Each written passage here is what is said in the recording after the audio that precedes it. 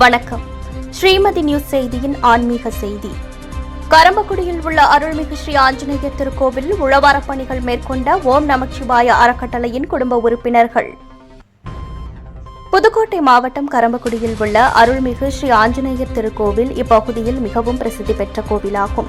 இங்கு ஓம் நமச்சிவாய அறக்கட்டளையின் சார்பாக உழவாரப் பணிகள் மேற்கொள்ளப்பட்டன.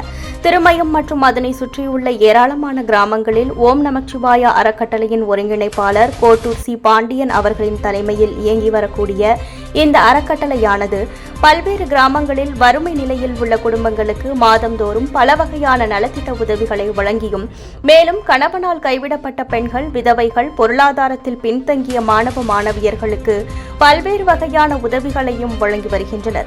மேலும் ஆன்மீக சேவை பணிகளையும் ஆங்காங்கே செய்து வரும் வேளையில் அதன் ஒரு பகுதியாக புதுக்கோட்டை மாவட்டம் கரம்பக்குடியில் உள்ள அருள்மிகு ஸ்ரீ ஆஞ்சநேயர் கோவிலில் உழவார பணிகளையும் இன்று மேற்கொண்டனர். இந்த நிகழ்வில் ஓம் நமச்சிவாய அறக்கட்டளையின் குடும்ப உறுப்பினர்கள் ஏராளமானவர்கள் கலந்து கொண்டு கோவிலை சுத்தம் செய்யும் பணிகளை செய்து முடித்தனர்.